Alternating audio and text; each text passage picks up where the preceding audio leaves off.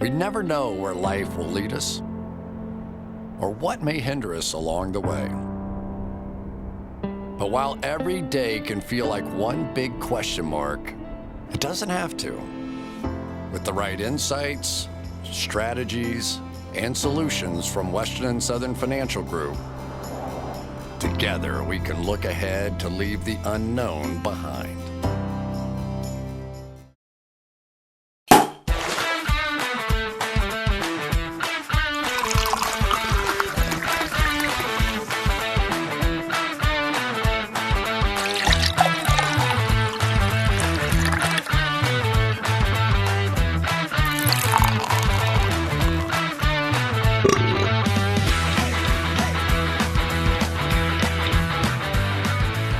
Oh, buddy, opening day in Cincinnati, the vibes, the energy is just next level. People are streaking down to the banks right now, and it is fantastic. No one's streaking, but I'm going to be. I hope so. You said you have to work, though. What's up with that? Couldn't take off? I have a lot. My Thursdays and Fridays are meetings days. It's called First Team All Meetings Days, and I can't do much about it, man. It sucks, but I will get down there. I'll be down there. Half in the bag. It's gonna be a good time. It's gonna be a good time. I have some stories to start though, because it's opening day energy. I was thinking of something good. You have one of my favorite stories you ever had, but I'll tell this one first. It's a little throwback action. Summer before I first go to San Diego State, get invited to a little day party up there in San Diego. 8-hour drive from the Bay Area. I said we're in. Me and my buddy Morgan Bunges, best friend from high school. We're heading down. And a little to kind of set the stage here. In high school, I had a girlfriend for most of my high school career, which I'm gonna look at the camera here. Goddamn shame. Yeah. One of the biggest regrets. Here's worst case scenario for a high school girlfriend for most of high school. You date all of high school, miss out on all these opportunities to work your game, and then you go off and on your first year of college, and then you just completely botch any chance you have of being like a successful single person until you're like 20. Yeah. So then here's the best case scenario. Young play. Never mind. Just keep going. Do you think she listens to the podcast? I fucking hope so. I hope her mom does too. But so that's the worst case scenario. Best case scenario, you guys fall into this trap thinking that you're soulmates and you marry your high school sweetheart when all that's happened is you met the person that you're going to marry at 14 years old with all these shared experiences at the same small ass high school you went to. And then you're like, yeah, we're soulmates. Like, no, you just have the same fucking personality because all you have are the same stories. You're very cynical. It sounds like that's definitely true. That's definitely true. Any high school sweetheart that thinks they found their soulmate is just hot. Like you can. Soulmates is a joke. America has normalized soulmate. I'm telling you. We're like 30 and 27. We should not be giving anyone dating advice. That's true. That's true. Best case scenario though is that okay. Either way, fuck. I got off on a tangent there. So I'm going to San Diego State with no game. It's pretty much the context there. I got 0 game, but I'm ready to make a play. I'm out here on the hunt. What's changed? Shut the fuck up. I'm out here trying to make a play. So then we go to this day party. We're drinking. I'm not even that drunk, dude. I'm out here grinding. And my buddy, for context, is 6'4". I'm like 5'9", 5'10" in the Tinder bio. So we kind of look like an Oompa Loompa Charlie and the Chocolate Factory situation. These 2 girls come up to us and they're feeling us. We're working it. I'm like, hey, what's up? And they're like, hey, you guys should come back to our place after this party. And I was like, signed, sealed, delivered. Let's go. My buddy's like, yeah, that sounds good. And then I come and say this. I'm not even that drunk. They say, yeah, you guys should come to our place. And I was like, that sounds good. We're trying to get slayed. I said laid. I don't know what the hell happened. I was trying to say slammed, and I backed out of slammed, and I ended up saying laid. And they looked at me, and my buddy looked at me, and I just like fall into this absolute pit of misery. And I don't know if anyone's been in a pit of misery who's listening, but it was... And here's the train on the tracks on this day party in San Diego, and then I'm just completely off it on its side, dude. I said two chicks that wanted to hang out after the party were trying to get laid, and it was just an absolute disaster. If you haven't said something completely terrible to a girl and had it just crash and burn, you haven't lived. It's true. I have one that I cannot say because of the topics involved that I mentioned when I said it. But you can tell the April Fool's story. But I can tell the April Fool's story. So I was April Fool's pranked harder than anyone I know has ever been pranked. Dude, this is fantastic. It murdered me. So this is my ex-girlfriend, the aforementioned crazy one, who ended up kicking my ass. Crazy is an understatement, dude. That chick was fucking insane. But this is like the kind of genius crazy that she was. So the day before April Fool, she sets it up nice. March 31st, sends me a text saying like, something I really got to tell you. And so we're in a long distance relationship for like 6 months at this point. She's in Reno, Nevada. And she would model on the weekends for some like costume company and always send me pictures of her in different costumes. whatever.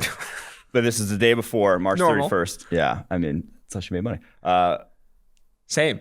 Trying to make a living out here, all right? I'm sorry. I can't stop. But she sends me something like, I really have something to tell you. And she's like, one sec, then she's like, it's kind of long. I'm busy right now. I'll tell you after that night. I'll like call her. She doesn't pick up. She's like, sorry, like busy. I'll tell you tomorrow. Whatever. Tomorrow comes. I'm at the office here, the PFF offices. And she sends me a text. She's like, this is going to be kind of long, but you know how when I go to those modeling shoots and I'm wearing all those different costumes sending to you, it's not actually for modeling. I'm doing porn, is what the text she sends me. And I'm like sitting there. I remember I got up out of my seat at the PFF offices. I and remember I just this. walked out the door. I just walked out. And I just start like walking. I'm like, what the fuck is going on right now? And I'm just thinking like your girlfriend like tells you they do porn. You have no clue for 6 months. And I'm like literally just like aimlessly walking around OTR, just I'm like thinking. dead. And she like calls me like 3 times and I'm just like not answering. I'm like, I don't even want to think about this. Finally pick up and she's like, April Fool's. And I'm like, holy Dude. shit. That might be the best April Fool's joke I've ever heard. Yeah. It might be my favorite thing about her. That was incredible. But she was just nuts. The believability of it was the funniest part. Yeah. It's like how quickly you're like, you know what she was. And you're already thinking like the names of the videos and shit. You're ready to go on Pornhub and look for them. That's how close you were. Like, dude, where's she at? Where's she at? Which washer is she stuck in? Let me find this chick out real quick. Dude, that was, oh my gosh, when you told me that, man, it's so funny. That was so funny. That's such a good, that had me rattled beyond. Like even after everything was cool, I was still like, whew, like still did not feel great. man, she set That was herself a up true well April Fool's too joke. with the costume shoots or whatever. Yeah, and the day before having like set up the saying something pre-marinate, serious, the I gotta tell marinate you. of that joke was hot. Yep. Very good. Really respect that one. Fantastic stuff. All right, let's get into the mailbag here. Bonus listener mailbag. Gonna rip through these. Excited to do it. Remember, we're giving away draft guides. You send me a screenshot of your 5-star review on Apple Podcasts. I'm gonna shoot you a draft guide. 50% of you. I give it out a lot. Thousands. I want to give out more. All right. How do you decide the 50%? Are you like Every other. It's every other. Every you other see it DM. when it So you comes just in. got to be lucky, man. And I'm sorry. Playing lottery. but it's like, yeah, I really can't do much more than that. Also, I will sometimes skew above that 50% number if you have a good joke in the DM. I will say, if come you have, correct. You come with a little joke. So one dude said, give me a draft guide or I'll commit crimes to your mother. I was like, you know what? I'm in. I like this guy. This guy's to the point. commit crimes with your mother? Yeah, probably. Maybe he more said likely. that. All right, this is from S7WW3X. With the Browns being on a bit of a win now situation, do you think it would be in their best interest to trade up to the 14 to 17 range if a player like Parsons or Pay drops? Trade up to the 19 to 20 run range for JOK or Morig, or go for a player like Zayvon Collins at 26? Also, with Joe Woods wanting to transition to a 4-2-5 defense, do you think JOK or Collins would be a better fit for the scheme? Yeah, you pay such a premium to get up to that range, though. Like if that guy falls to 20, Parsons falls to like 20, and you're giving up, a third rounder to get up there or something like that, yeah, sure then. But you're kind of giving up your draft if that guy falls to 14, 15. That's a little too much to me. You're not a perfect roster, and one guy is not putting you over the edge, in my opinion. So I would be hard-pressed, like I said, until it gets to the 21 range. That's where I'd look. And I think Jeremiah Owusu-Koramoah would better scheme fit because he can even play that third safety role, is the thing. Like he can play that, the 4-2-5. Obviously, I think Ronnie Harrison's going to be the guy in that dime back or the nickel, whatever, when you are going 3 safety sets. But I think Jeremiah Owusu-Koramoah, his selling point, what he brings to the table that a lot of guys don't, pretty much no one else does at the linebacker position, is that ability to cover slot. That's what he did at Notre Dame. So I think that's very valuable, and that's who I would go.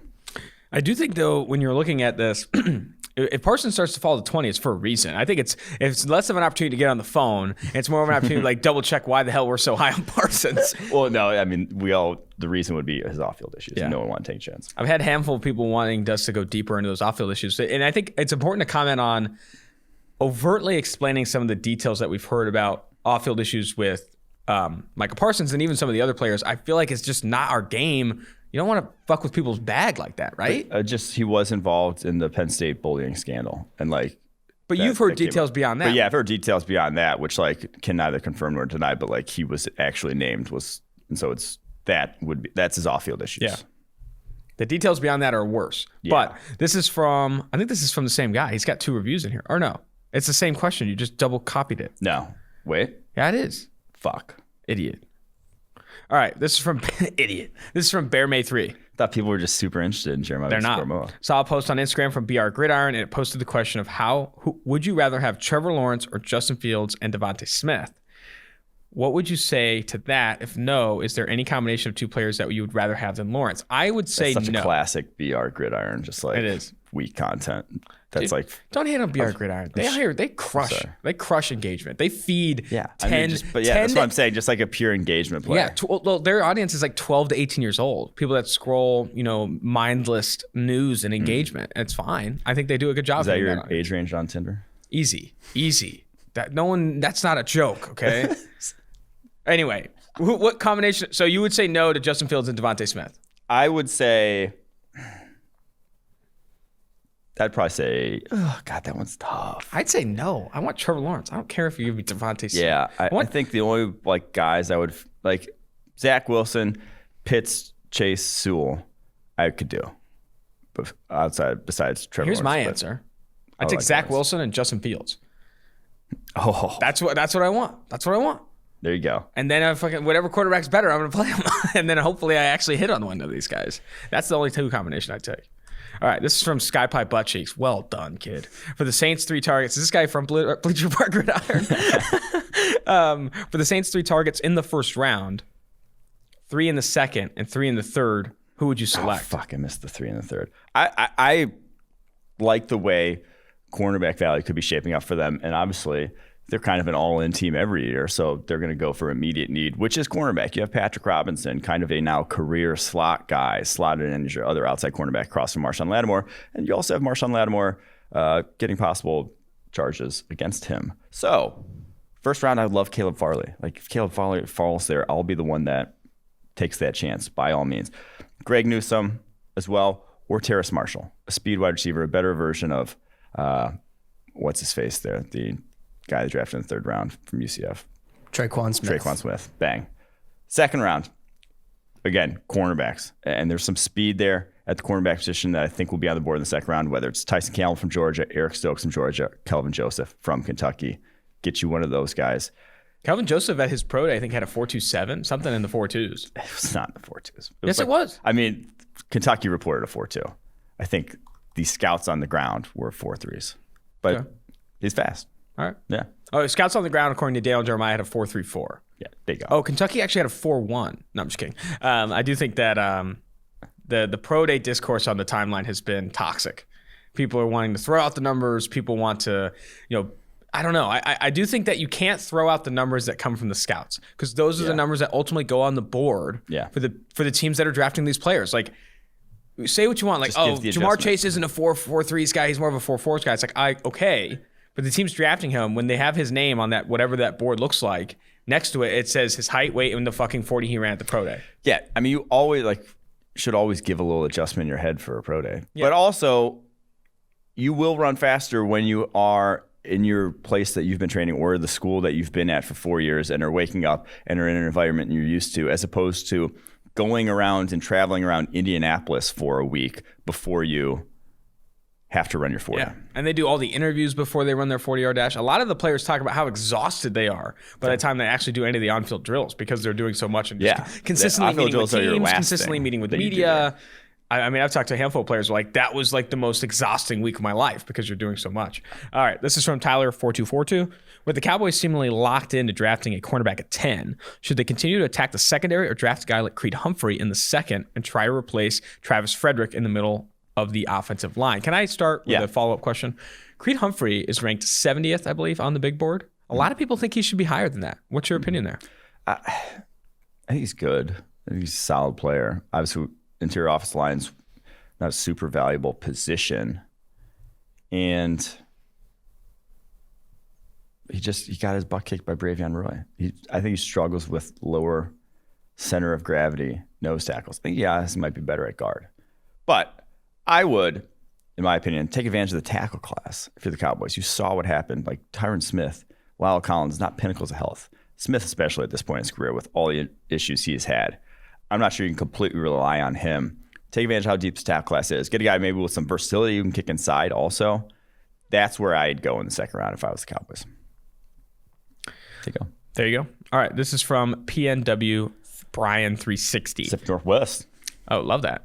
Everyone talks about the first round and free agency, but my Niners are losing lots of players to free agency, and the lower cap is going to make free agency difficult to navigate. Who are some quality depth pieces and starters the Niners could target in rounds 3 to 5, where they currently have 6 picks? Interior offensive line, corner, safety, edge, a wide receiver 3, tight end 2, all needs on the depth chart. Who's a good fit? Or how would you approach those mid rounds to find a few key starters on a rookie contract? Quinn, I think I have a request.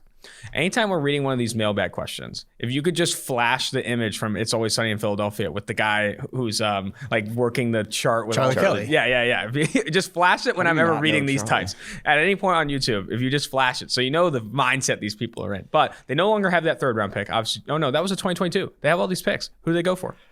So I think a big thing to keep in mind here is what positions can you normally find in this range in the draft? Yeah, throw out interior offensive line for sure. Safety for sure. You could find those heavily at those points in the draft. Tight end as well. So dream tight end, Tommy Tremble. He's there in the 3rd round. Run that card in. That guy is going to be a fit for your offense there in San Francisco. Interior offensive line, some names I'd throw out. Kendrick Green from Illinois. Brady Christensen, BYU. Robert Hainsey from Notre Dame. Some tackle converts in that mix.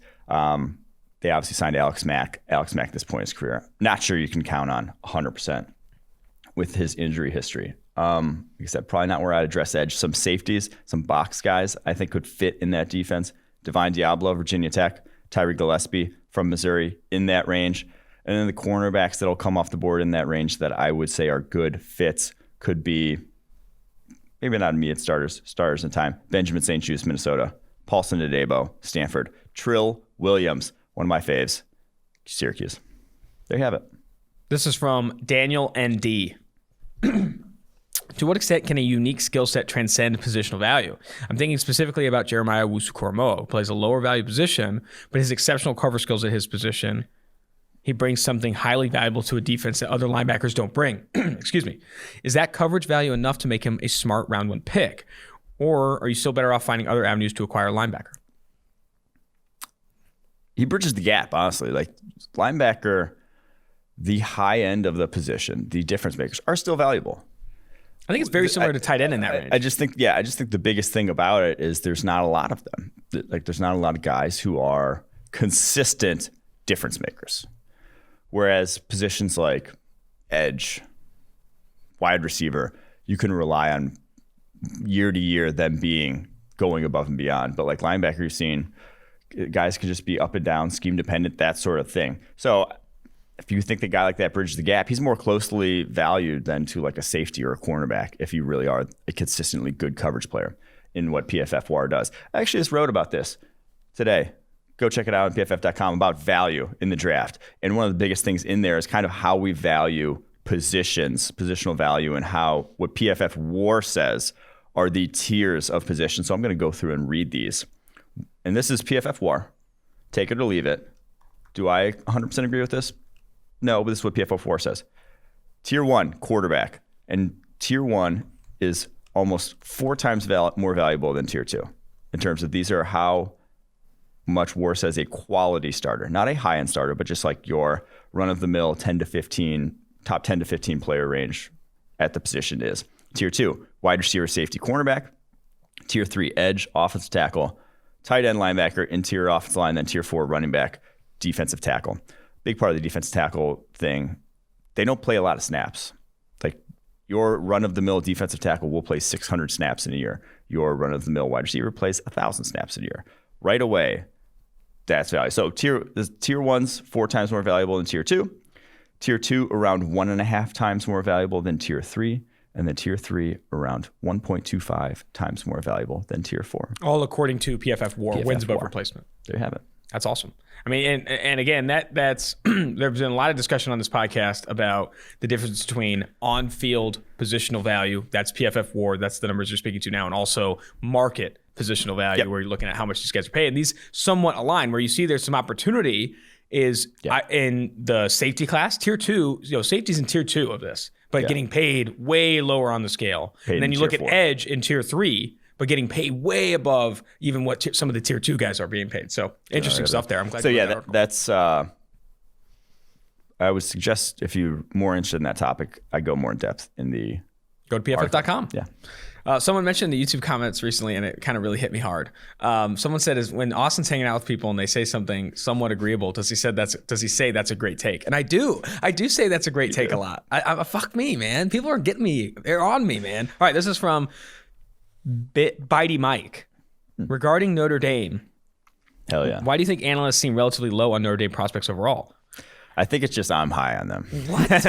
What? There's no it's an Notre Dame anti-Catholic bias. Also, are you Bitey Mike? Did you submit that question yourself? I did not submit Bitey Mike. Oh, you did? No. I think JOK has an argument as a better modern-day linebacker due to elite coverage ability. Eichenberg gives me McGlinchey flashes. Okay, this guy's just riding the fucking rainbow there in South Bend. I think JOK has an argument as a better modern-day linebacker due to elite coverage ability. Eichenberg gives me McGlinchey flashes of being a very solid from day one. And the pass rushers Hayes and Ade remind me of Romeo Okwara, who was an undrafted free agent and has carved out a nice career. Regarding the Giants, why do you think they should? What do you think they should do after pick 11 of the first round, which everyone is mocking as a playmaker? We have issues at cornerback 2, pass rusher, offensive line, elite receiver talent, despite good depth at the position. I want them to address it in free agency, but their limited cap room concerns me, and we don't have crazy draft capital to address these needs this year. They obviously added Kenny Galladay, helping with that elite receiver. Talk to me about the Notre Dame guys and what the Giants should do. All right, so the Notre Dame prospects, it might just be, if you're listening to me, I may just be a little higher on them than most. This might be the thing. Or you seem like a Notre Dame fan. It might just be, you might be a little too close to it. But I will say this. I think a lot of people are high on JOK. I think he's going to go very high in the draft. Eichenberg, he has 32 3/8 inch arms. So he's going to be seen by a guard as a lot of teams. Most teams, in fact. I think there was one tackle in the NFL last season who started with sub 33 inch arms. And it was Braden Smith, who was a college guard. A good college guard. Yeah, but it is rare. And especially at that he would be one of the shortest arm tackles in the NFL. So I think that's why a lot of people are saying probably a second rounder. And then Hayes and Ade reminding of Romeo Okwara. It's like Romeo Okwara was on his 4th team before he figured it out. He was not super coveted highly early on in his career. The length, though, I can see Ade, the comp there.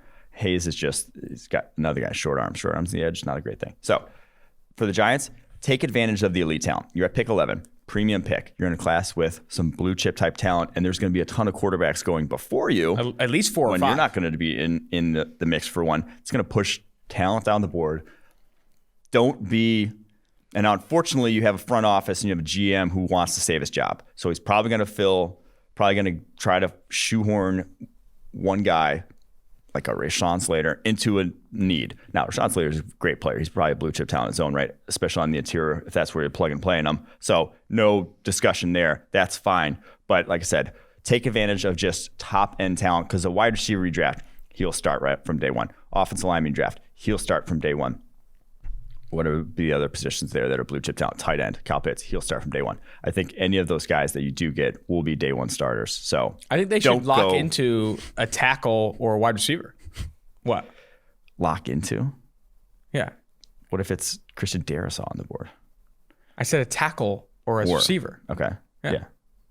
I mean, if there's the blue chip ones on the board, but just take advantage. Like the board, how it's stacking up at the top, you could use any of those guys. So just BPA there.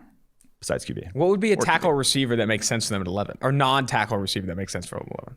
Non-tackler receiver, Kyle Pitts. Oh, Kyle Pitts. Yeah, okay. Kyle Pitts would be insane. If he gets to 11 after that pro day, I would be down. Yeah. All right, this is from Fred Wee. Questions for you would be, how many prospects do you see as blue chip / high impact players in this draft? My thoughts are 7 to 8. Am I crazy or is that too high? Also, what's your favorite place to get film on guys? Paid for or free options? I guess Fred Wisconsin would be that. Yeah. His name. 3 blue chip quarterbacks.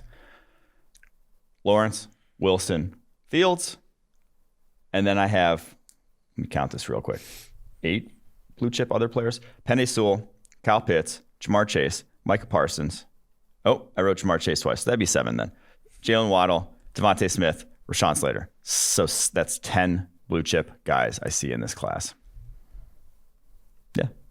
And then favorite place to get film is PFF Ultimate. That's a cop out. I will say this though. I don't know. I just don't know. A lot of where people else. ask that question. It's just not, there isn't like YouTube. You can get a lot of the broadcast film there, but it's not going to be cut up. It's going to be a grind to watch if you're looking at specific positions. And also it's very hard to find all 22. So if you're trying to watch wide receivers or safeties or corners, it's going to be very difficult. You got to befriend someone in the mix. Someone who's got like access to the clips. All right. This is from Mitch Trubisky. Building around Herbert / Burrow. He spelled it with an O.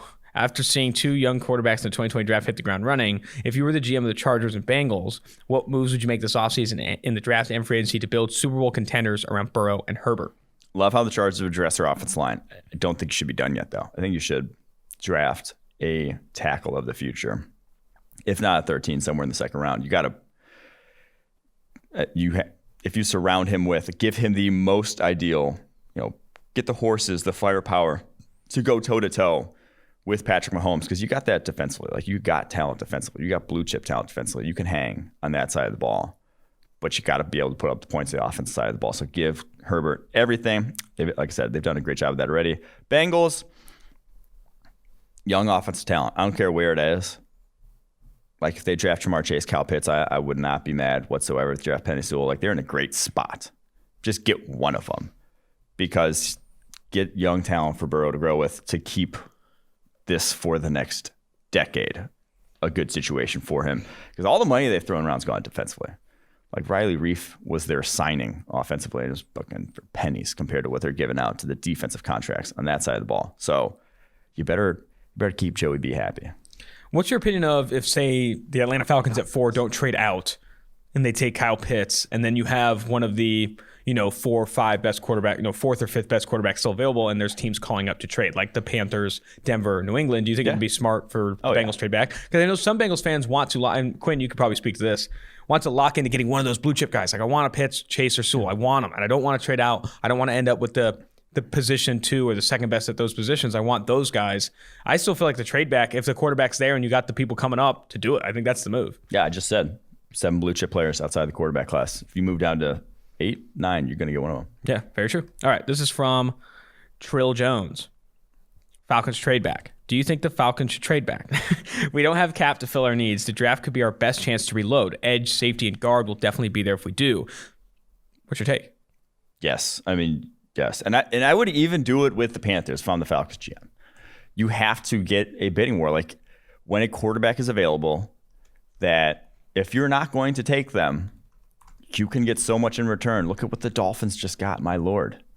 3 first-rounders. You're not going to get that, but you're going to get another first-rounder. And it might be from a team who may not be great next year because they're going to be starting a rookie quarterback. Yeah, can we talk a little bit more about... Like, if it's the Panthers might still be... Like, if they cut Teddy B and let, I don't know, Trey Lance or whoever it is rip.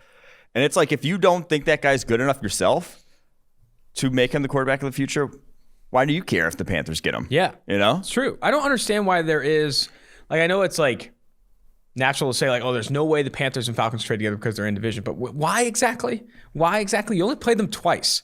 You play them twice among what now is 17 games. You play them 2 of 17 games. And a third wild card. Like, you get into the playoffs if you're a good team now. Yeah.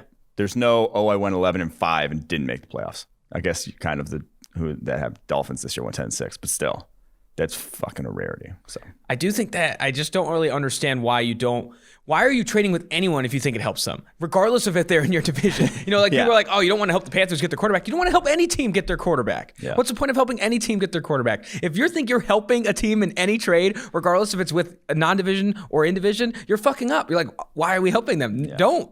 Help yourself. If the Carolina Panthers are willing to offer you 2 first-round picks and a future second, who gives a fuck if you play them twice a year? I do think that's fair. I mean, I don't know. I don't know why there's so much hesitancy to trade in division. All right. Jumping to ominous fanhood. All right. Ominous shoelace.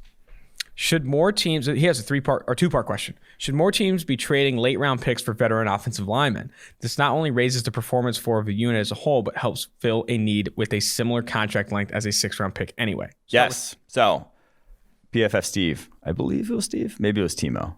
I think it might have been Timo. Timo wrote a great article last year about how the second-year leap that everyone talks about, the second-year leap, is really the third-year leap for offensive linemen. They are far more likely to hit in year 3. And so you get half a rookie contract when you draft an offensive lineman basically of production. If that's even on hits, even on guys you draft that are good, even on guys like Donovan Smith, DJ Humphries, Eric Fisher, turned out to be good offensive tackles. Not until basically you had to pay him again. That's just problematic. Like that's not the cap savings then. Like I said, you might as well flip that whatever 4th, 3rd, 5th then to get that guy is good and take out the uncertainty in that and that developmental curve that throws out Austin Jackson at year 1 and just has him get eaten by wolves. So yes. And to part 2, did you read part 2? I didn't read part 2. Can I read it now? Part 2. Let's The go. Saints are one of the only teams that have used 2 quarterbacks during a game to throw off a defense. Taysom Hill and Drew Brees combo. Would adding another dual threat quarterback / rusher take the combination to the next level? I will battle that the Eagles also use 2 quarterbacks, Jalen Hurts and Nate Sudfeld. And I think Ravens did too back in 2018. Oh, that's right. Yeah, it's true. Dude, people are obsessed. This is like the 3rd question I think we've gotten People about. want this. Do we want? Yeah, Joe Burrow, Sam Ellinger. That's right. Yeah, that was also just a yesterday's Texas diehard. That guy has the University of Texas, literally the words University of Texas on his chest. But it's intriguing. I mean, I like I said, any backup quarterback I have would just be a runner in the NFL today because it doesn't make sense otherwise. It's just too limited quarterback talent. And it draws headlines. Like it's sexy. It's like, ooh, that's new. But a little menage a trois at the quarterback position seems overkill. It's better in theory than in practice. What do you mean a third? That's what he's asking for. Do you want a 3rd quarterback in this mix? Oh, another. I didn't realize that. Oh my God, he wants 3 moving parts the of the triple quarterback. option. That's interesting. Hey, I got an idea. Hit me. What about 4 quarterbacks? Hey, I kind of like that. That's you what can get to a spot. I'm not against it. All right, this is from Michael Danger Powers. What do you think the best offseason strategy is for the 49ers, free agency and draft? I said it. I think I said it at some point. Hopefully I did. Pull the clip. I have no clue when I would have said it. But sell out for a quarterback. They did. It's true. Quarterback class. That's true. Sell out for a quarterback. You said that multiple podcasts. Yeah. It's because you're not going to get closer. And they did it. And at that point, you're not going to be able to add much in the future in terms of draft picks. They obviously re-signed Trent Williams, don't have a ton of cap space. You're not going to be players, but you had a roster that made the Super Bowl 2 years ago and largely intact besides, some key losses, Richard Sherman being one of those. A lot of the homegrown talent is still there. But yes, the guys that you hit on over the course of the past handful of drafts are still in the mix. The only one I think they've lost on was DeForest Buckner, but they got a 1st round pick out of it. Yeah, Javon Kinlaw could be him. Yeah, I do think this was a power move by San Francisco. That's what you had to do, and now that guy, year 2, year 2022, could be money team. All right, looking at Christian Magician Erickson.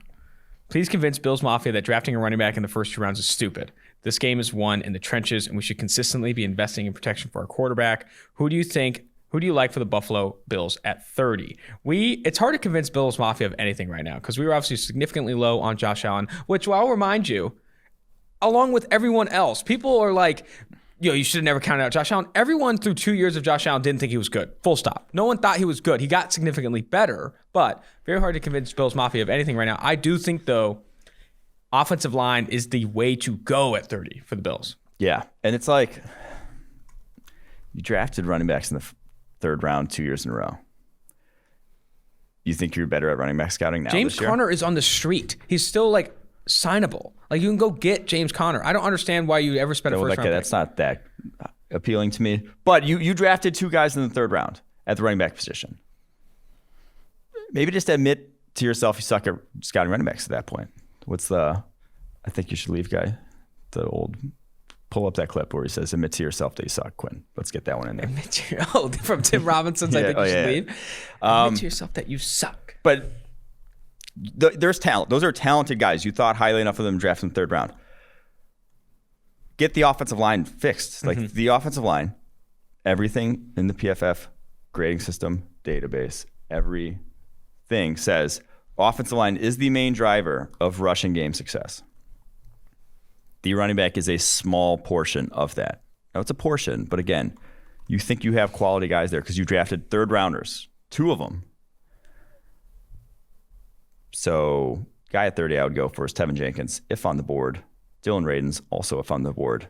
Tackles that can play on the interior because it's a deep tackle class. Yeah.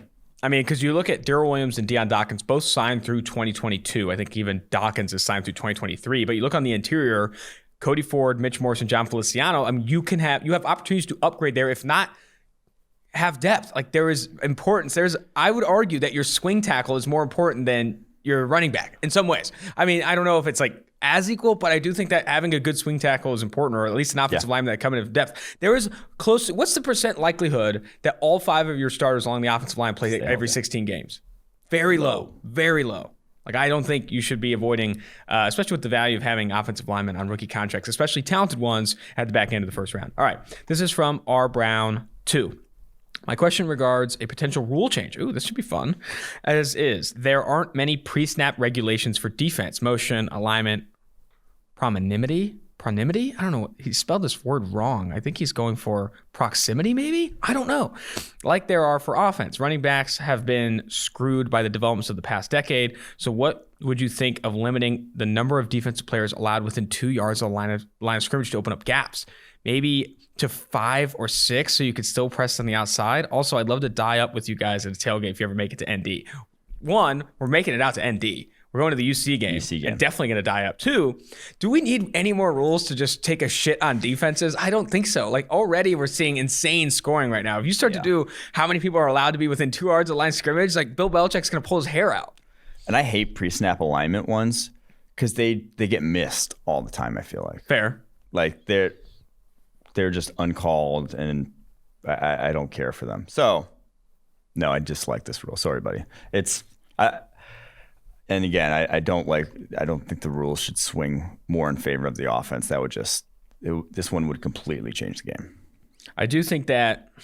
Think about a goal line situation. You can only have 5 guys in the line of scrimmage. So you're just going to get wrecked. I don't think it would definitely encourage teams to run the ball more. Yeah. I mean, that's definitely part of it, I guess. And the NFL does not want that. I know. The NFL doesn't want that. The NFL wants running. Points. We talked about this on the last podcast where you got into me about marketing in the NFL and how they've done such a good job in the offseason. The rule changes, while you guys think is to make the game better and more fair, safer. And it's not. It's how do we make more money? Oh, more points. I think we're going to make defense a lot harder. All this different stuff. I definitely think that is the move. All right, let's go ahead and jump now to off of R. Brown to Doofendick. My dad's name. Did we have Doofendick before? Maybe. We have. I have. That's a tough name to forget. How is this guy getting multiple in here? I don't care, man. Make a system? play, dude. Make a play. Right. Bit of a BDSM question. Here is a Patriots fan. Oh, God. Sorry. I'm scared you weren't going to wake up until halfway through I don't the know. podcast. Bit of a BDSM question here as a Patriots fan. Where would you rank N'Keal Harry in this year's wide receiver class? Holy shit. Not highly. I mean, we were not high on him coming out. I think we had a 3rd rounder on him. Did not expect him to go in the 1st round. So let me think. In that range, he would be in the 15 or so for like 3rd rounder. There's a lot of guys high, top 2 rounds in this class. I think it's 15 or so, 15th, 16th, around there. Would you take him ahead of Cade Johnson, who's at 79 on our board? Yeah, I probably would have as a prospect coming out. Okay. But that's Josh Palmer at 72. That's probably about the range. She's probably in that range. Fair enough. So De'Ami Brown at 46, and there's kind of a significant drop off to Palmer at 72, who I'm talking to today, by the way. But Palmer. De'Ami Brown, I think then you'd have N'Keal Harry, maybe in the 50s range. Yeah, 60s, 70s. This is from AJ Boos. My question is, would you rather have a high draft pick in each round, example, say top 5 pick in each round, so 7 total, or a bunch of draft picks in the middle of each round, picks between 15 and 20, and around 12 to 14 picks total? With how a majority of picks don't really pan out, I'm wondering if you'd rather have quality picks or quantity of picks to maybe increase your chances of getting players that help your team. I'm going with the latter. Yes. And so, again, I wrote about this in today's value article. I tried to, everything we talk about in terms of value in the draft, whether it's the salary cap stuff, whether it's how much picks are worth, I tried to lay it all out there for you guys in this article. So like I said, if you're interested in this stuff, I would suggest going and reading it. But one of the biggest things in PFF's, like we did a historical study about success rates, certain picks, how much those guys impact the football field. And one of the biggest things about like PFF wins above replacement, the model that we came up with for how much you should value draft picks, is that the NFL trade value charts and how much the NFL puts a premium on these high picks is completely off. They completely overvalue the hit rate and how impactful a top 10 player can be versus what two players who maybe aren't top 10 players but are, lower down the board can be. Basically, 2 picks at the end of round 1 are about as valuable as a top 2, top 3 pick in the NFL. That's what the data says in terms of success rates of those respective picks. You would never be able to trade, the 30th and the 31st pick for the number 2 overall pick. That you get laughed out of the building. But in terms of your chances of the impact those guys will have in the football field, those are about equal. So the more picks, and especially because of 1, later on in the draft, they're cheaper. And 2, more guys in rookie contracts. You can always, free agents always exists. You can always go sign guys. You can never go back to rookie contracts. You can never go back to having those guys cheap. So more players on rookie contracts is always preferable for team building strategy. Absolutely. I mean, it's why a lot of teams like to value getting as many picks as possible and making sure they have a ton of picks. That's why I look at the Colts right now. Top 5 cap space because they have a zillion guys on rookie deals. Mm-hmm. Smart. All right, this is from John Doe 24413. Losing all hope for the Broncos quarterback situation. 1 is trading up to get one of the big 4, the only way for George Paton to get a franchise quarterback to the Broncos. 2, who is the worst quarterback drafting franchise in the NFL? I think Broncos might have a legit case because Elway was a trade, and Peyton was a free agent. I think Jay Cutler is pretty comfortably the best quarterback draft in the franchise history. Bears are up there though. They also haven't tried. Go back to like Cade McNown in the late 90s. They've been bad. Yeah. So the best way for the Broncos to get a quarterback, obviously, Drew Lock, again, changing the game a la Josh Allen could get you a franchise quarterback. But in this draft, I would not suggest they be another player in like the second round. That's kind of been their MO in Elway era of quarterbacks, is they always got not their guy or not the guy in the draft. They always kind of just like took what fell to them, took the afterthoughts in the quarterback class, and they've looked like fucking afterthoughts on the football field. So you're in a position in a rare quarterback class to make that play, and have not heard much smoke about them. Obviously, everyone's Panthers moving up. Everyone's banging the table for them. Haven't heard that same energy for the Broncos, but man, especially if like Mac Jones is the guy who goes at 3, they should be all in on that 4th overall pick. It's the prospect comparisons, even for Trey Lance, who is similar sort of strengths and weaknesses to a Drew Lock, is so much better of a prospect than Drew Lock was coming out that it's not even a question in my eyes. And you are a good fucking roster right now. Look how much talent they add to that defense. Like this team can compete tomorrow. And to pin that hope on Drew Lock becoming good all of a sudden, they have to be on the phone for Atlanta. They have to be on the phone if Atlanta grabs Kyle Pitts or doesn't grab quarterback for Cincinnati. Like you saw what the San Francisco 49ers did. Everyone's applauding it. They traded 2 first-round picks and a future 3rd, and everyone's like, man, that's the move they had to make. And it's like the Denver Broncos would be in the same exact situation. And Jimmy G is a better quarterback than Drew Lock is. Like they're making less of an upgrade, essentially, San Francisco is, than the Broncos would be trading up from 9 to say 4 to go get a Lance or potentially a Fields. If Mac Jones goes at 3, like you're in a position now where if you're hearing the same thing that Daniel Jeremiah is hearing, that Chris Sims is hearing, that the San Francisco 49ers are locking to Mac Jones, you should be licking your chops. You should be already on the phone with Atlanta trying to make a play. Similar to what San Francisco did well before the draft, trading up to number 3. Like I do think that the Denver Broncos would be smart to get on the phone now and make sure they do that before, say, New England does or another team. Like that, I think makes too much sense. But we'll see. All right, this is from Better Future for Denver. Would it benefit the Broncos to go cornerback in the 1st with Farley or Surtain and then double down at the 2nd quarterback with someone like Newsome? Sitting at 9, Denver probably won't get a shot at the top 3 quarterbacks, and I think Lance will be better than Locke, but could be sort of a project similar to how Locke has been. Both Lance and Locke will have Denver picking in the top 10 again next year. Given those thoughts, if Lance falls to 9, would it be a good idea for the Broncos to trade back and get more draft capital this year and next year so they can go get the franchise quarterback next year? A lot of people have made this comparison. Lance and Locke, both toolsy prospects with big arms and all that stuff.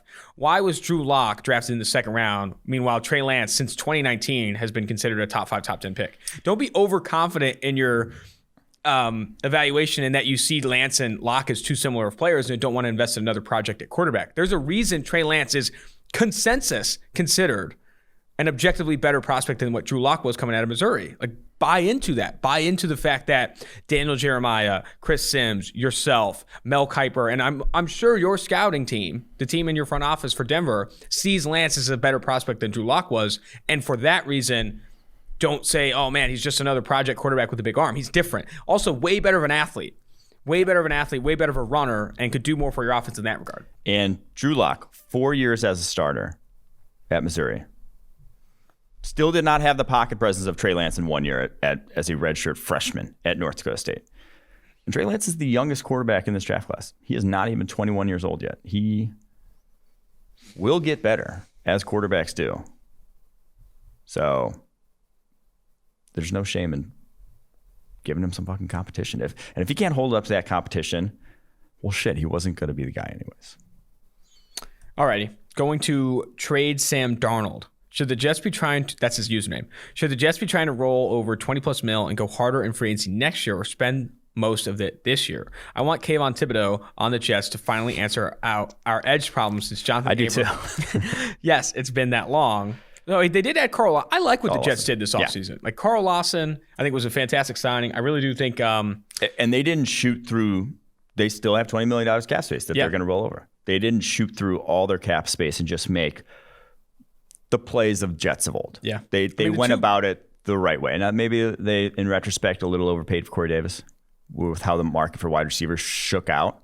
But top 5 picks get paid, and he's a quality player. Like, you pay for certainty, and I think you got that with Corey Davis. Corey Davis and Carlton, what the hell? Corey Davis and Carl Lawson are 2 of the bigger signings. They also got Sheldon Rankins, which I kind of liked on that smaller deal that he signed with them. Like, I like Sheldon Rankins a lot when he was like healthy for New Orleans, and they obviously added some other talent there as well. I mean, the Jets, I think, did a lot of good moves this offseason. And Kayvon Thibodeau is, yes, Haas, top 5, top 10. Now, is he going to be Chase the Bosas? Those guys are kind of unicorns, but he's in that mix. Like, what he did to Elijah Vera Tucker was criminal. It was rated X. You have to be 18 or older to watch that tape. You have to be 18 or older to watch that tape. Is that a social graphic? All right, this is Tickle Whisper. Question. Would you rather have 2 first-round picks this year or at least 1 first and 2 seconds every single year? Whoa. 1 every single year. Give me the perpetuity. I would go every single year. What class did I learn about perpetuities? I don't know. Some business course I took in Notre Dame. Perpetuities are good though. You want money in perpetuity. Same. I mean, I think anything in perpetuity is pretty decent if it's good. It grows quickly, perpetuity. My goodness. Would you rather have 2 first-round picks this year or 2 seconds for the rest of your life? I don't know. Yeah. I don't know. I'll give you $100 this year or $10 every single day for the rest of it. All right, this is from Nikki Sav, TikTok at Flex Reels. Okay, we can get this guy on TikTok. I like him inserting his TikTok like that. Flex Reels. How do you feel about the theoretical offseason for Big Blue? Should we look up Flex Reels? I'm going to look it up. Look it up. All right. Sign Andrew Norwell. That didn't happen, unfortunately. I'm sorry. He didn't even get released. Yeah. Draft Waddle in the first. I like. Asante Samuel Jr., God willing, he falls to second. He could. And Chaz Surratt in the third. Don't hate it. Which of those firmly day 2 linebackers in general do you think is the best fit next to Blake Martinez? Which of the top 4 wide receivers fits the Giants best? Yes, Bateman, not Pitts. Bateman is higher on my board, and I'm a Bama fan. No disrespect to Devontae. And what's your opinion of the safety trio the Giants have going on? A lot of questions there. I get a little better athlete next to Blake Martinez. The firmly day 2 linebackers that we like on PFF's board. Now, Jamin Davis after his pro day may not be firmly day 2 anymore. That might be day 1. Those were day 1 athletic testing numbers. But I do really like Jabril Cox in that. Like, it offers a different skill set than Blake Martinez can play. Weak side there, can play over the slot more, be a little bit more flexible than Blake Martinez is, who's kind of more of a true Mike. Which of the top 4 wide receivers fits the Giants best now at this point? And he's including Rashad Bateman. It's a good question. They may not be, the beggars may not be able to be choosers here. At pick number 11, they might just be getting what falls to them. But I would love the Jalen Waddle fit there. Like, you got Galladay. You got a sure big catch radius, number 1. Get the guy who's going to pop the top off the D. Take attention away from him. Because Galladay's not a speedster, not a deep threat. I mean, in the classical deep threat sense. Now, he can produce deep because he is fantastic, route runner and good ball skills and can win at the catch point. But Jalen Waddle is that got to count for him every time he's on the football field sort of guy. Quick break in the mailbag here. 2-1, tease the Monday episode. And to watch some Flex Reels vids. You can watch some Flex Reels vids. The Monday episode, we're going to have Todd McShay on the podcast. ESPN's Todd McShay is coming on the podcast on Monday. Two, he just dropped his latest mock draft. He has the 49ers Sean taking Wade. Mac Jones at 3, and then Pitts at 4 to the Falcons, Chase at 5 to the Bengals, Smith at 6 to the Dolphins. 7, you have the Carolina Panthers trading up from 8 to 7 to secure Trey Lance. Fields is still on the board. Waddle to the Lions at 8, Surtain to the Broncos at 9, J.C. Horn to the Cowboys at 10, and then finally, Patriots trade up with the Giants to go get Justin Fields at 11. Man, the league is definitely lower on Fields than most of the media is. Definitely. I've seen a handful of people say that the league is a little bit lower than on Fields. All it takes is one. I mean, some people might be. Some of the league might be, sure. Yeah. Okay. Flex Reels posts a lot of... Flexing? No, that's what I thought it was going to be. He posts like football clips. Nice. Oh, nice. All right. This is from Gilligan54. No TikTok mention. Disregarding most things that would make these things possible, interesting start, what would be most interesting for the NFL? Relegation/promotion? That's number 1. 2, elimination of the salary cap. Relegation promotion would be sweet. Now. No, it wouldn't, because my team would. Yeah. but it would. Sometimes. Relegation and promotion would be awesome for a lot of American sports. Yes. I mean, it's way more common. So explain what that is to the people who don't know what that is. So in the EPL, I want to say, if there's like multiple different levels of leagues, and if you finish in the top X percent or X number of teams, you go up to the next level. If you finish in the bottom X number of teams, you go down a level. And so every year at the end of the year, you still have a lot to play for by the end of the year because you don't want to be one of those bottom 3 teams and get relegated to a lower level, make less money as a franchise and be like in a shit situation. But the reason for that is, again, and we've talked about what our front office is incentivized to do. Like, we signed Christian McCaffrey because he sells tickets and all this stuff. You immediately incentivize all the front offices to do everything they can to win football games. And this year too. No tanking. Yeah, no tanking. You can't tank. If you tank, you're screwed because then you go to a lower level. It's like, imagine if the NFL, it was the NFL, the AAF, or no, the NFL, XFL, and the AAF, and the bottom 2 teams went down a level and the top 2 teams from those other levels go up. Yeah. Imagine what that would do to the competitiveness of the league and also how different the decisions would be in the NFL. I don't think another running back would get a second contract. Like, you would not be paying these. You would be making. You'd be way more interested in the data available to you to help you win football games. You'd see way more teams, going forward on 4th downs. You'd see so many more coaches and front offices less comfortable in staying in their archaic ways that have been around for so long. And it would kind of the franchises around the league that skim off the sort of fact that the TV deal in the NFL gives equally to all teams. Don't subtweet Quinn's franchise like this. But it's a fucking real thing that like kind of they make actual money decisions instead of winning decisions.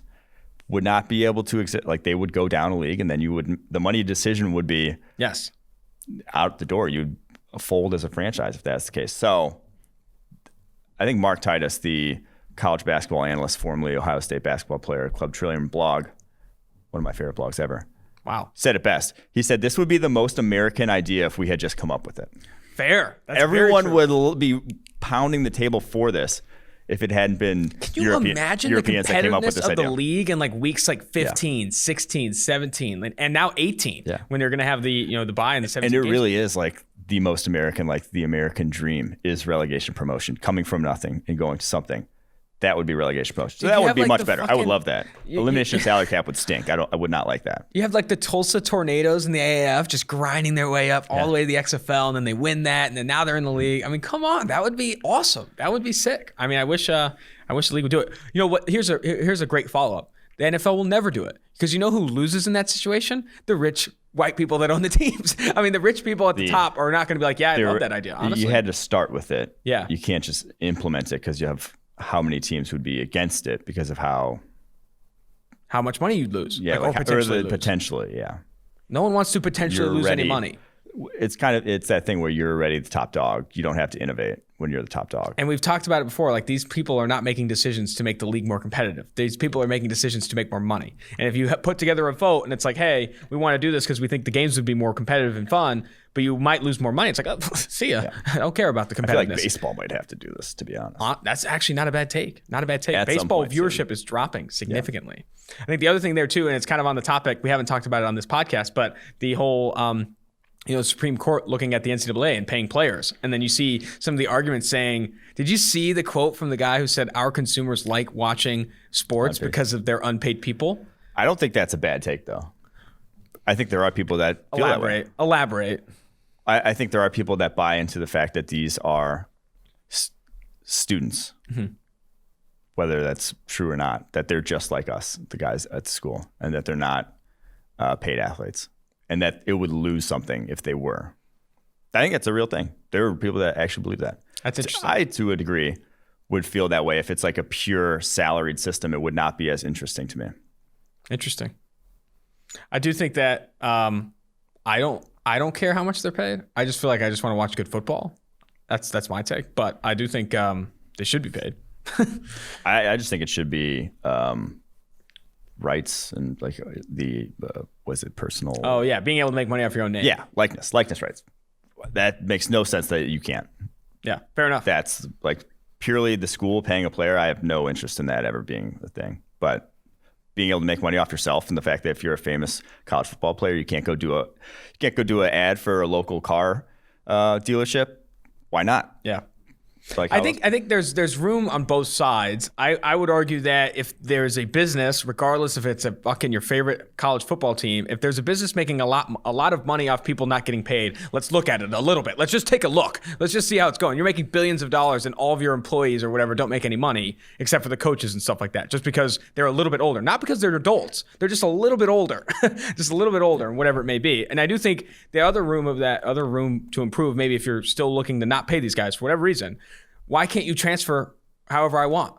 If I don't want to be here, why can't I just go? I'm leaving and I'm going to go play for another school. It's like, no, you have to do a year. We own you. Like, what are you talking about? You don't owe shit. I'm going to go play for Alabama and I don't need this year of eligibility bullshit. I think they've done that, right? No, you still have guys who don't have eligibility to play another year. Trey Walker has to enter the NFL because they won't let him play for Mississippi State this year. It's like, why? Was it? Or was it not grad? It's like, what's just grad transfer still? Yeah. Like, what's the point? Like, what are you doing? You don't own my rights to play football and trying to make money in my life. I don't know. Some of that stuff I think is still kind of ridiculous. A little bit of a tangent. Christian Pacelli. I'm saying Pacelli. I don't know if that's how you pronounce it. Giants. Who would fit the Giants best at 11? Pitts, Waddle, Smith, or Chase? Any? Yes. That's your answer. Well, okay. If you had to choose one, come on. If I had to choose one, I mean, Pitts is highest on the PFF draft board. There you go, Pitts. And again, Pitts not redundant to any tight end in the NFL because he can just go out wide and be completely good too. Fair enough. This is definitely not Ty. That's his name. Definitely not Ty. Hey guys, love the pod. With this year being a down year for edge rushers, who do you think is a first round edge rusher next year? Kayvon Thibodeau? Kayvon Thibodeau. And I'll also add, oh gosh, how did I just forget the name? Nick Benito, and then in the Washington guy, Zion. Ooh, Tupuli Fioli or something like that.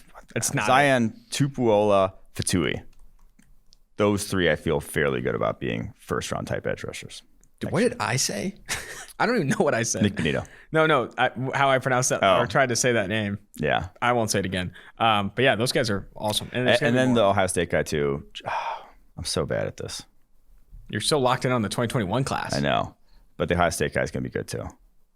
I'll go look it up. You've asked this next question. All right, this is from RJake106. With Mackenzie Alexander and William Jackson III possibly leaving, they both did. How would you guys attack free agency in the draft for both slot and cornerback 1-2? Is it worth attempting to get a Desmond King and a possible second rounder and Asante or JC? JC's probably going in the first now, but Asante in the second is possible. Or is it better to bet on Greg Newsome, Molden, or Wade in the later rounds? Also, Wade's fall from grace has been wild to say the least. So how much of his play was impacted by switching positions, limited defensive install, and inconsistencies with scheduling due to pandemic? A lot of questions here, a lot to bake in. I do like what they did adding Mike Hilton. Getting Mike Hilton to play the slot there was awesome. And I think they added another outside corner as well. I don't remember who. Or no, they added Chidobe Awuzie. Chidobe Awuzie. I think those two moves, considering the price they paid, was solid. And you can continue to get better at that position in the draft. Budget E signings, guys who can outplay their contracts in free agency. That's always a nice level of free agency to be at, in my opinion. The guy from Ohio State, by the way, Zach Harrison, monster, 6'6", 265. Get ready. But what was the other question here? Yeah, so the other question was, talk about Shaun Wade's fall from grace. Wade's fall from grace. He just doesn't have the feet to play outside cornerback. No shame in saying that. Not everyone does. It's a very difficult transition. That's why we kept saying it's not the same. It's not the same. It's not the same. You can't draft this guy where you would draft Ten Okudah, where you would draft Damon Arnett, because it's a vastly different skill set. And that's why he came back to school, is because he probably got an eval saying, hey, like, we don't see you as an outside cornerback yet because it's a completely different thing. And he showed it, and now obviously he will get better there. It is only his first year playing there. He's not getting reps in practice on the outside until this past fall. And again, it was a shortened season, was impacted by the pandemic, didn't get that. So sadly, I still don't think, though, even with more reps, that he would be a coveted guy on the outside. His physicality, athleticism, I think he could play at safety still. But I don't think he's your NFL type slot cornerback, in that he's a little taller, not as sudden in the short area, but he's very physical. I do think he's safety and can be a good one, but it's just like, again, you're a completely different position altogether than any position he's played in college. This is from bspot75.4. What is the best quarterback scheme fit in the draft in the late day 2 or day 3 for my Bears? Dude, this is desperado. Andy Dalton, you don't want to start him. Let's go find Kellen Mond or Davis Mills. Give this guy somebody. Best scheme fit. I'm going to go with Davis Mills. Love it. You keep saying the Derek Carr type operator, get the ball in your hands. Davis Mills is the closest to that in the draft class. Jim Nagy just tweeted saying that Davis Mills and Kellen Mond aren't leaving round 2. Like, those guys are being highly coveted by NFL teams. Yeah, I could see that. And I could see the Bears being one of them, because fucking desperation's a stinky thing. But yeah. Stinky thing. Can we cut that, please, Quinn? I need that tattoo. We don't need that. All right. One more question? One more question. Let's see. Last one here from Marcus Vaccaro. What are some players you see as possible position change to become more successful pros? I'm thinking of Shaun Wade. So this is another Shaun Wade question. I'm thinking of Shaun Wade shifting to safety like Malcolm Jenkins, or maybe Dylan Moses moving to speed rushing edge. I will say, Moses on his tape, I think from his freshman season, has a rep against Mekhi Becton where you're like, oh man, this guy can really turn the corner. Like and I don't know, he's just so small though. It's tough, man. Dylan Moses, it's a tough projection. The guy I would say, and you mentioned an Ohio State guy there and Shaun Wade, but the guy I want to move is Baron Browning to the edge. Yeah. Body type, length, athleticism, it is all like ideal for an edge defender. Played off ball at Ohio State. He would rush the pass some off the edge, and those were like his most impressive reps. That's who I would highlight. Tackle guard converts, tackle interior converts, that's like, who cares? Those are more nothing. common. Those are common. Ardarius Washington moving to slot cornerback, I would love to see. I think you could have a lot of success there. I said Trill Williams, the slot cornerback, moving to outside cornerback, Syracuse guy. I would love to see Kendrick Green at defensive tackle, maybe, just for fun, just to see how it feels. Exactly. Yeah, those are guys I would highlight as move them could be better at their respective positions then. Awesome. Well, that's going to do it for this mailbag. We are through, I think, March 12th, or at least close through March 12th. We had a ton of reviews with the draft guide giveaway. We are continuing to work against this. We're going to continue to fight through these mailbags, try and get everyone's questions answered. Until next time, Austin Gale, producer Mike Quinn, producer David Sofaro, Mike Renner, 2-for-1 Drafts.